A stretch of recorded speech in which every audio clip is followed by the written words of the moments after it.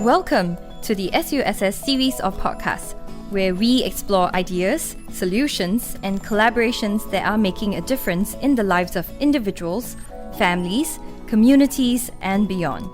This series features guests who will discuss how we can achieve social impact for the greater good, no matter how big or small. Previously on the SUSS series of podcasts.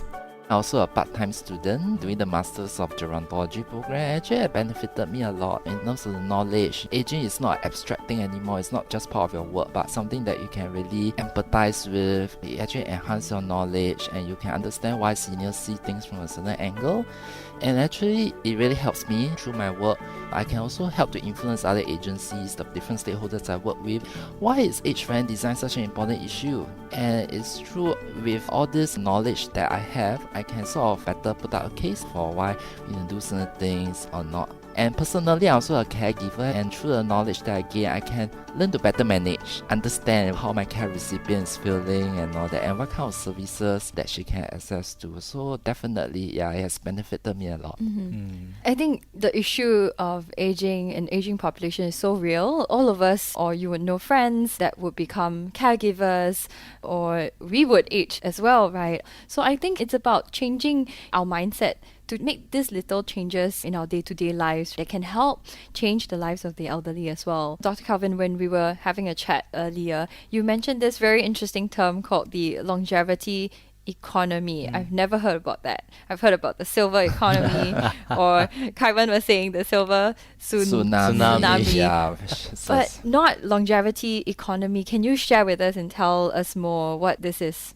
Well, longevity economy is really the economy that we are seeing from the benefits that the baby boomers generation, for example, they are probably in their 60s, over 60s. They have more savings, they have more time on their hand to travel, to spend money, and to also contribute back in terms of the workforce, because some of them could be back from retirement and they want flexi hours, what we call gig economy, for example. So all this builds up to a very interesting picture where the economy is not dim because we have older adults forming the bigger population, but rather the older adults are the best consumers of new technologies, of new products, of anti-aging medicine, for example, of exercise, right? So there's so much that's happening. It's just that probably, again, it's about mindset and understanding better the needs of these older adults. So that's really booming, especially in Singapore. By 2030, there's going to be 1 in 4 that will be over 65 years old. And in 2050, it's 1 in 2. So you turn left, you turn right. That's going to be someone who is over 65 years old. So why are we missing out these opportunities and look at things more optimistically? Yeah, definitely. I totally agree with you. Actually, look at aging population in a more positive way. It's for the same reason I really don't like the term silver tsunami, because it seems to indicate there's this disaster coming on us and there's nothing we can do about it. Instead, we should see how we can leverage it. I mean, besides the economic spin-offs, I think there's also a social value. I think it's just one small step when we change our mindsets about seniors to making our society more inclusive. I think especially in this COVID, there's a lot of talk about all these societal fault lines that's emerging, social issues, mental health issues. Actually, if we look at it, seniors will become a very important demographic. So first of all, we need to see how our society can be more inclusive of them.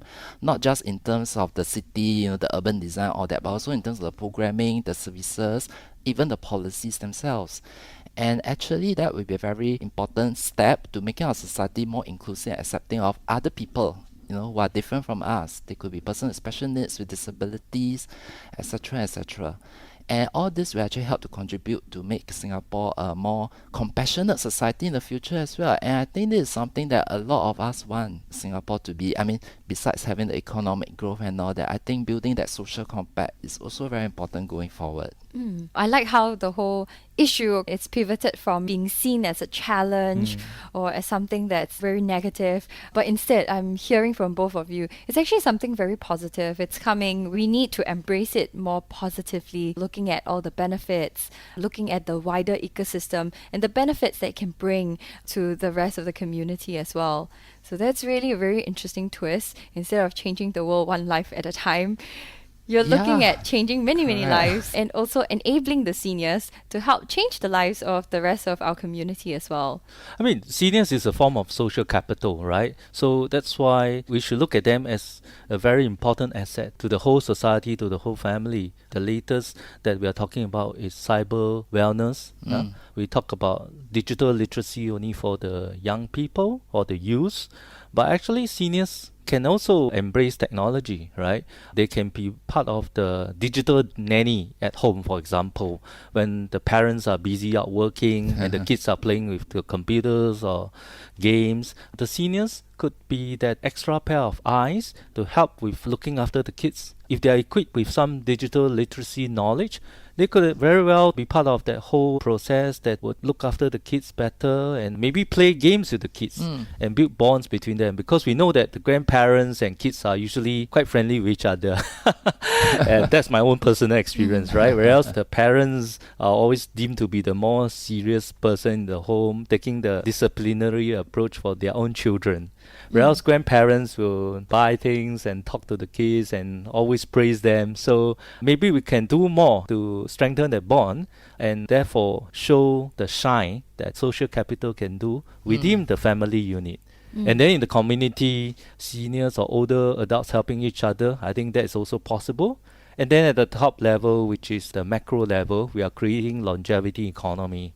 So really this requires everyone to look at things differently and to be Correct. appreciating what's happening in life. And perhaps the easiest way is to start with yourself on the individual basis. I mean, we will all grow old.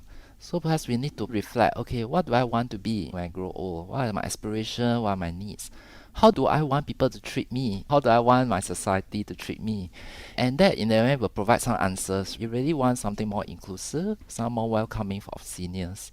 So I think starting with the individual is really quite important, and I think it's very powerful to think of that way. Exactly. And in the whole process, we are fostering more people to be empathetic to each other through the whole process of learning and relearning and applying. I like how the takeaway, it's really starting from such a simple but probably the most difficult solution, looking at yourself, looking at individual family unit, looking at the immediate neighborhood and void decks, like what Kai Wen you were saying, Yeah, correct. in order to create this wave of change in the field of gerontology Yeah. for our society to cope with aging population. So this is really interesting. Exactly. Actually, void deck is very uniquely Singapore. There's so many things that we can do in the void deck. Right now, we have RC centers there. They are teaching cooking classes, maybe some Tai Chi exercise, maybe a garden plot of land for them to grow some of the plants and vegetables.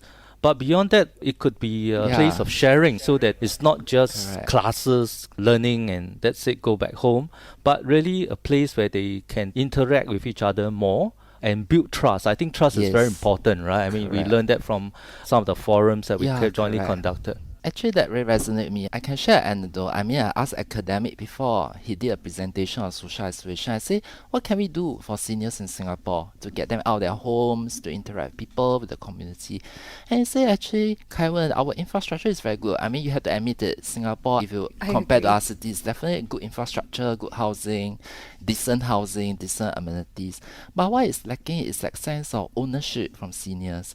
So he raised the example of void decks precisely. He said that if we continue to regulate the void decks the way that we do now, we don't allow any kind of users, right? Then that becomes really a void space.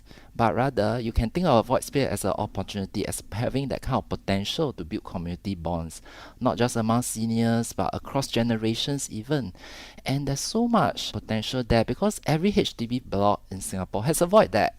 You don't really need to invest in more fanciful infrastructure and all that. You don't need that. Just the basic things will do. Just give them a space where they can do their own things, build their community bonds, and you have it. You solve the issue.